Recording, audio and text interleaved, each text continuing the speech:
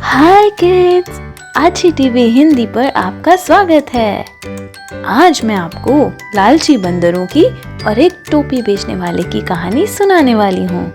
तो चलिए शुरू करते हैं।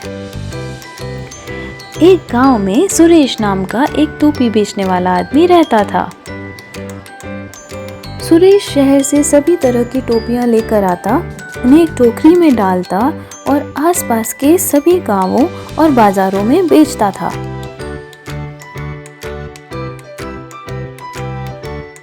वह बहुत ही सुंदर और फैंसी टोपी पहनता था। अब जल्दी ही गर्मी का सीजन आने वाला था और गर्मी से बचने के लिए सभी लोग टोपी खरीदना शुरू करने वाले थे। ऐसे में सुरेश शहर गया और कई तरह की टोपियां खरीद के जल्द ही अपने गांव लौट आया। अगली सुबह उसने उन सभी टोपियों को एक टोकरी में भरा और एक पास के गांव में जाकर वह उन्हें बेचने लगा। लेकिन पहले गांव में उसकी बहुत ही थोड़ी टोपियां बिकी थी, इसीलिए बिना समय बर्बाद किए वह जल्दी से दूसरी गांव की ओर बढ़ने लगा।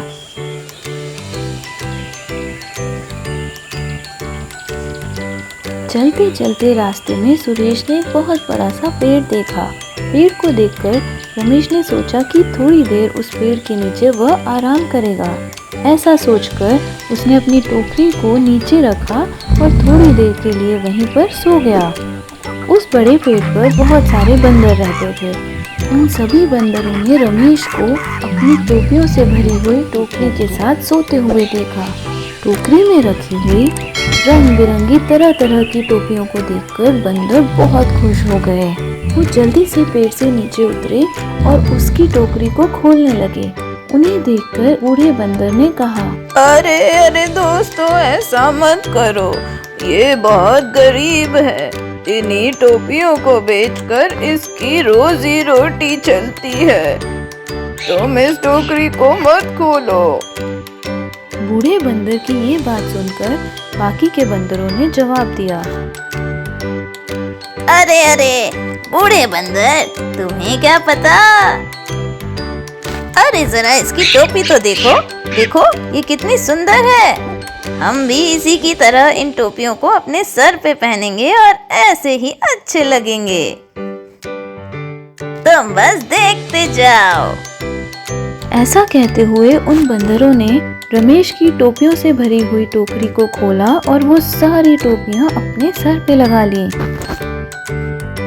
जब रमेश की आंख खुली तो उसने देखा कि उसकी टोकरी खुली हुई थी और उसमें एक भी टोपी नहीं थी। रमेश हक्का बक्का रह गया। यह देखकर बूढ़े मंकी ने उससे कहा, अरे टोपी वाले, इन बंदरों ने तुम्हारी सारी टोपियां ले ली।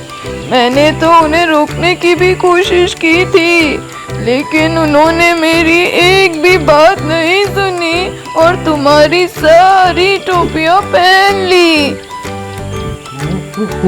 ये सुनकर सुरेश पेड़ पर चढ़ा और उसने सभी बंदरों को अपनी टोपियां पहने हुए देखा। अरे बंदरों सुनो, मुझे अपनी टोपियां वापस दे दो, मुझे उन्हें बेचना है। शरारती बंदरों ने रमेश की एक ना सुनी। यह देखकर रमेश बहुत गुस्सा हो गया। उसने गुस्से में आकर अपनी टोपी को अपने सर से उतारकर फेंक दिया। सुरेश को अपनी टोपी उतारकर फेंकते देख सभी नकलची बंदरों ने भी वैसा ही करना चाहा। उन्होंने भी अपनी टोपी को उतारा और फेंकना चाहा, मगर उनके सर से टोपियां उतरी नहीं, बल्कि वे फिसल के उनकी आंखों के ऊपर जा गिरी और उनको दिखना बंद हो गया। अब बंदर बहुत डर गए थे और वे चिल्लाने लगे। सुरेश ने कहा, बंदरों, वो टोपियां इंसानों के लिए होती हैं, ना कि तुम बंदरों के लिए। तुम्हारे छोटे सर के लिए वो बहुत बड़ी हैं। देखो, अब वो तुम्हारे सर पे अटक गई। तुम उसे खुद से तो कभी नहीं हटा पाओगे। अगर तुम चाहते हो कि मैं उन टोपियों को हटाऊं, तो तुम्हें लाइन से आना होगा। अगर तुमने ऐसा नहीं किया तो ना तो तुम कभी पेड़ों पर कूद पाओगे, ना अपना खाना खा पाओगे, और हो सकता है कि वो तुम्हें भी नुकसान पहुंचा दे।